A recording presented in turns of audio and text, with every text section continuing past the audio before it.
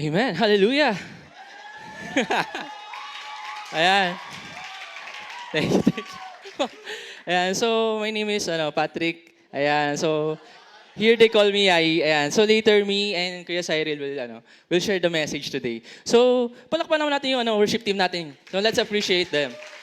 Ayan. So, are you glad you're here today in church? Yeah. So, greet the person beside you. Sabihin mo, it's good to see you again. Ayan. Good job, good job. Ayan, so, no, in line with the Holy Spirit, being led with the Holy Spirit. Ito rin yung title namin. Ayan. Led by the Holy Spirit.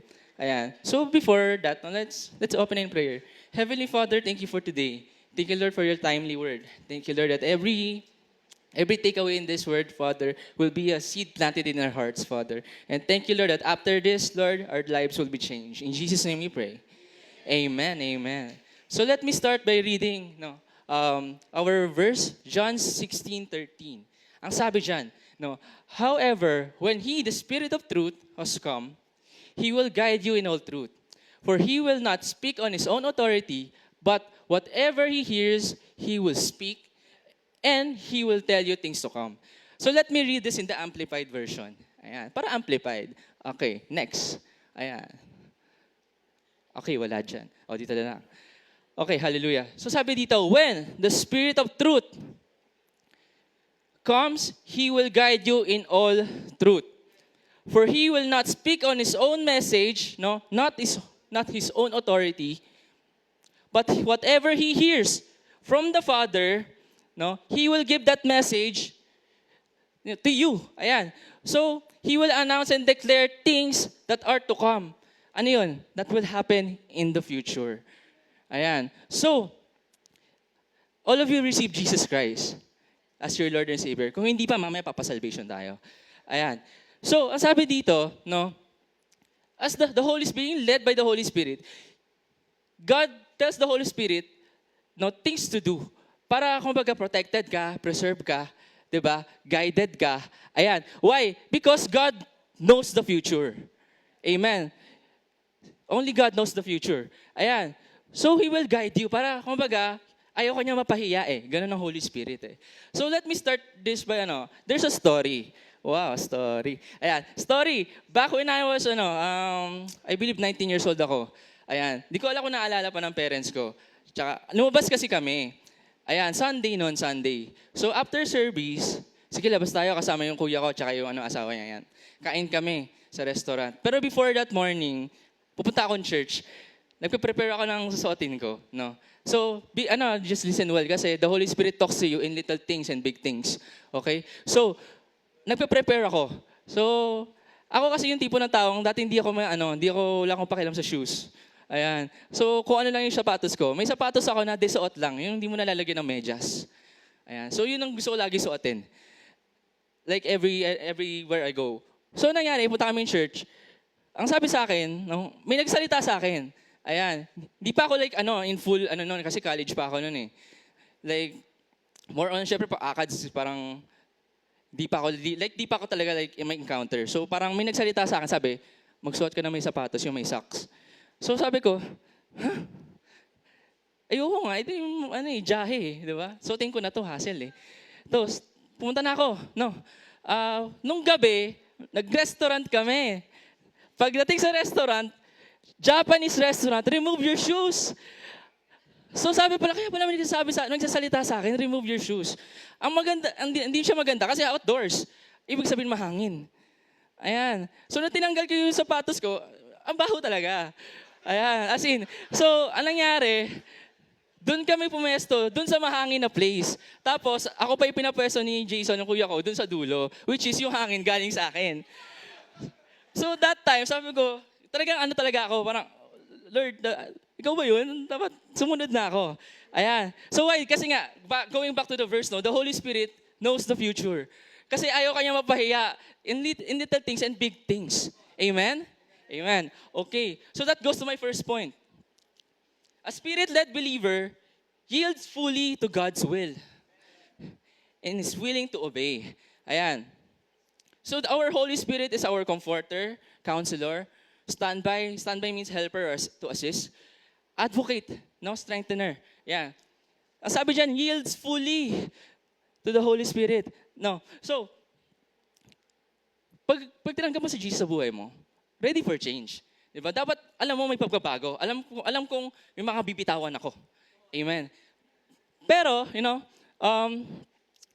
in life, no, there are, kumbaga maraming deceptions and lies, no. Sometimes, people, no, they don't act like real Christians. Ayan.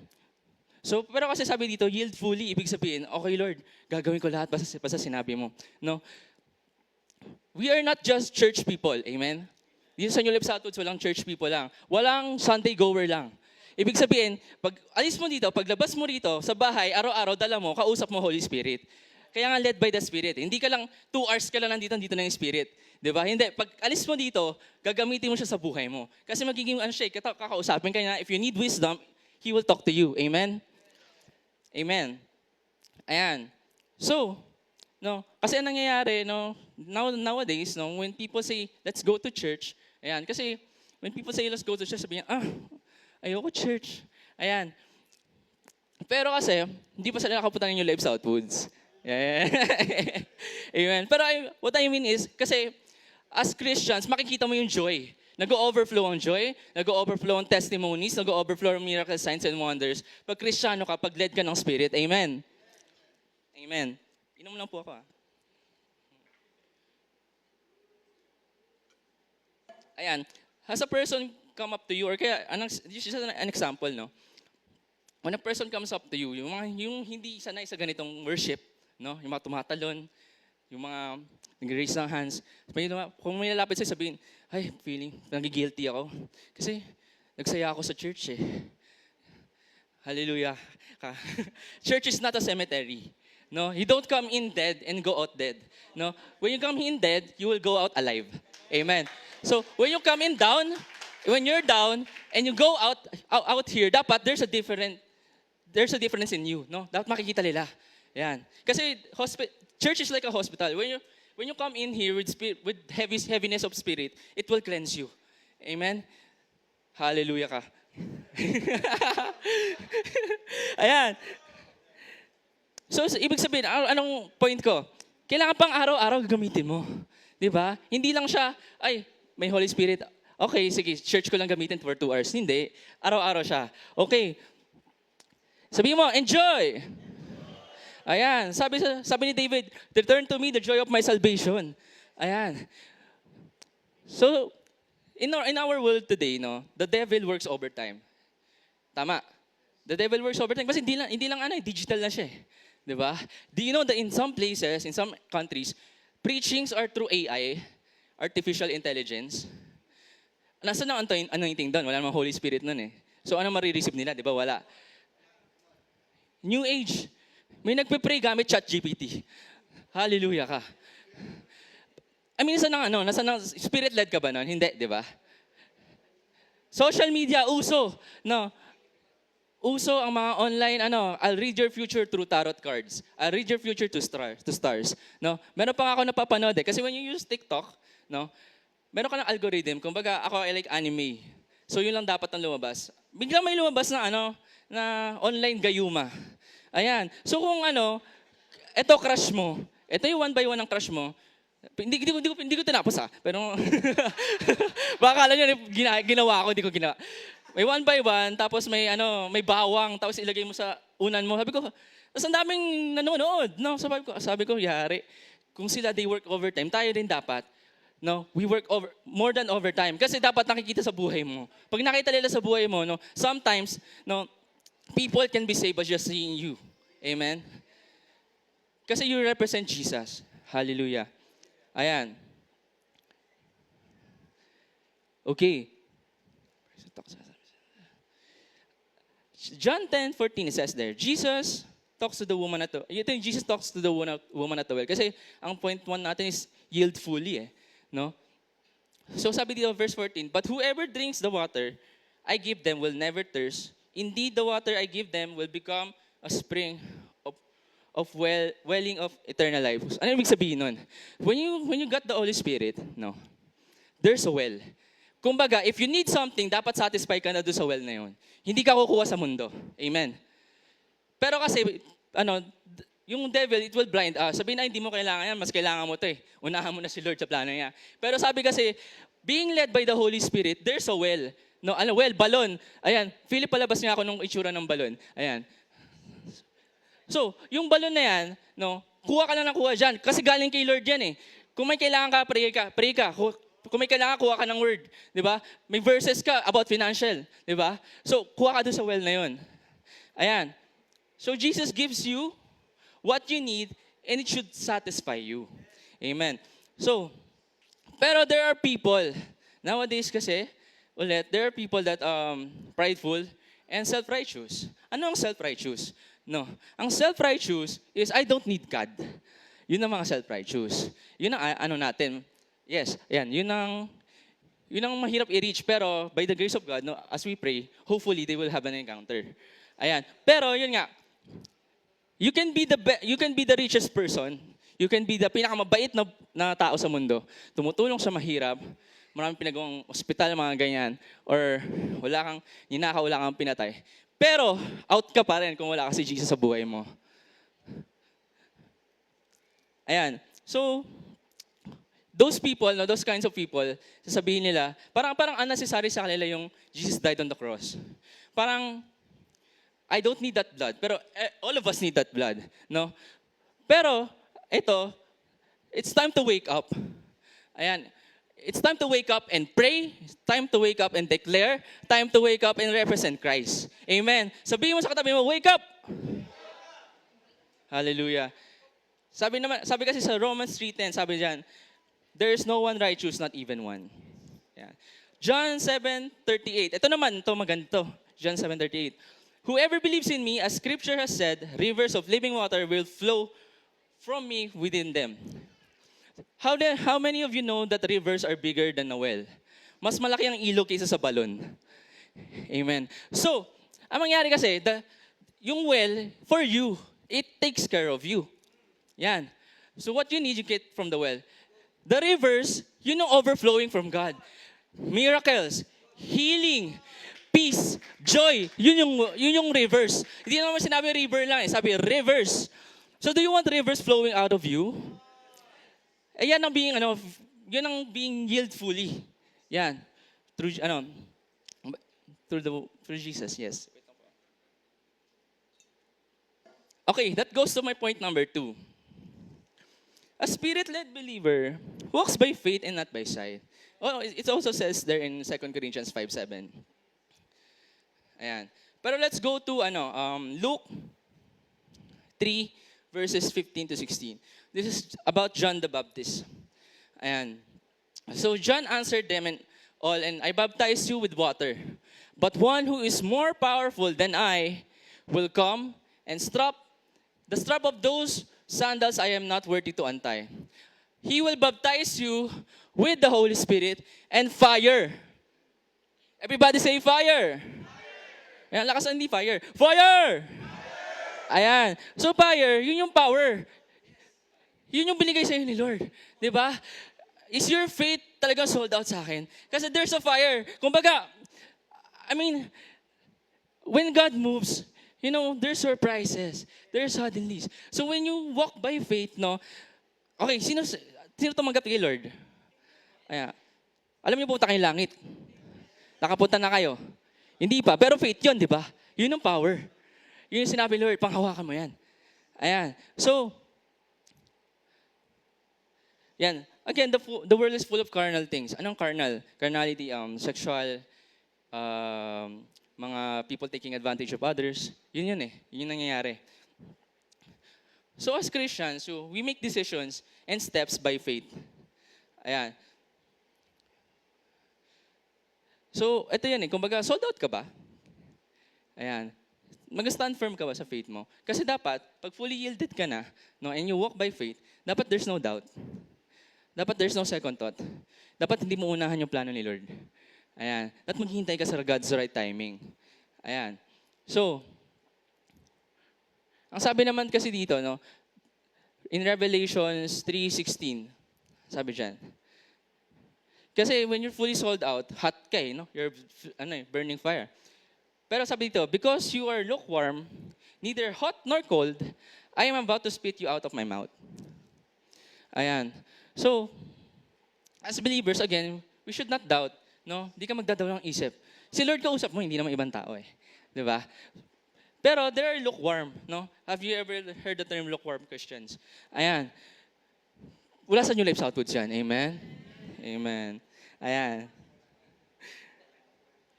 Okay, hindi ka lang Sunday goer. Kumbaga, itong being led by the Holy Spirit, gagamitin ko pang araw-araw in small decisions and in big decisions. Big decisions, kunyari, you're closing a deal, no? Or healing for your relatives, no? Dapat gamit na gamit mo. Amen.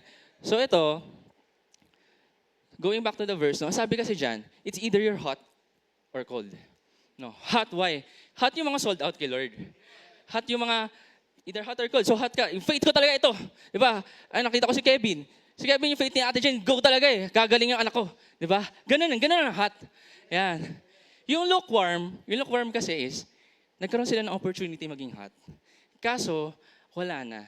Kumbaga, ashes na lang, smoke na lang, remnant na lang siya. No, doon na lang siya naglalaro. Ayan. Pero bakit sinabing cold? Kasi yung mga cold, hindi pa sila nagkakaroon ng opportunity maging hot. Pero once they get hot, hopefully they stay hot. Amen? Amen. Pero there's always a grace of God. Ayan. Going back to here in church, ang dami tayong testimonies about yung faith nila talagang super hot, like healing, no? Nakita ko na si Ate Nicole kanina, yung anak niya gumaling din, 'di ba? Kanina nag-tight si Michael Albaran. Yung background niya, hindi naman siya like fully college graduate, pero siya ngayon? Like may bahay na siya, may kotse na siya, 'di ba? Promoted siya. I mean, 'di ba? Ganun ang faith mo eh. 'Di ba? Okay, Acts 2:39, sabi there. The promise is for you and your children and for all who are far off, for all whom the Lord God will call. Ayan, the Holy Spirit is for everybody, no? You have faith in you. Ayan. So practice your faith, no? Practice it on little things and small things. Ayan. Start praying. Naas mo na ba sarili mo? Kailan ba huli nag-pray? Kanina lang ba? Diba? Pag normal day, nagpe-pray ba ako? Ayan.